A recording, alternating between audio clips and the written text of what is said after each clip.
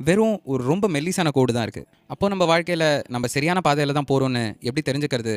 அப்படின்னு நினைச்சீங்கன்னா, அதுக்கு ஒரு 2டே வழி இருக்கு. நம்ம வாழ்க்கையில 2 விஷயங்கள பார்க்கும்போது ஜாக்கிரதையா இருக்கணும்.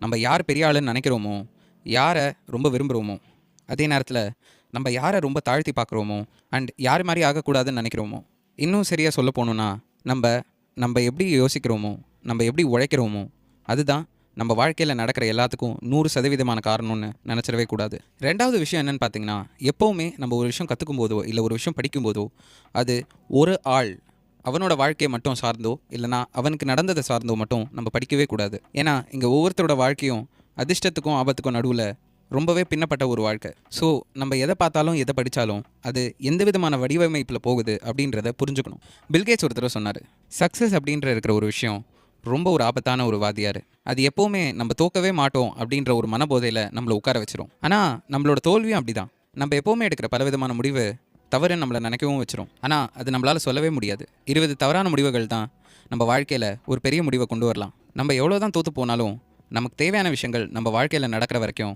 இங்க எதுவுமே தப்பில்ல. ஆனா, இத நம்ம பொருளாதார ரீதியாவும், காச வச்சும் எப்படி கத்துக்கணும்னா, நம்ம எடுக்கிற ஒவ்வொரு முடிவும், நம்ப தோத்து போனாலும், அத எந்த அளவுக்கு நம்மள தாக்கப்படுத்துது அப்படின்றத புரிஞ்சுகிட்டு அந்த முடிவுகள எடுத்தாலே போதும். நம்ம ஜெயிச்சோம்னா, நம்மளோட அதிர்ஷ்டம் அதுல ஒரு பெரிய பங்கு குடுத்துருக்கு அப்படின்றதும் நம்ம புரிஞ்சுக்கணும்.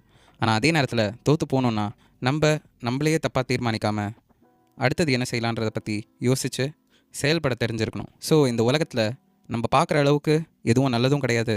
ஆனா, கெட்டதும் கிடையாது. இப்போ அடுத்த அத்தியாயத்துல ஒரு 2 பேரு அவங்களோட அதிர்ஷ்டத்த எவ்வளோ தூரம் தள்ளி விட்டாங்க அப்படின்றத நம்ம பார்க்கலாம். கோட்பாடு 3. நிறையாத தேவை. பணக்காரர்கள் முட்டாள்தனமான காரியங்களை செய்கின்ற நேரம். ஷட்டர் ஐலாண்ட்ல பில்லியனர் பார்ட்டி ஒன்று நடக்கும்போது, கர்ட்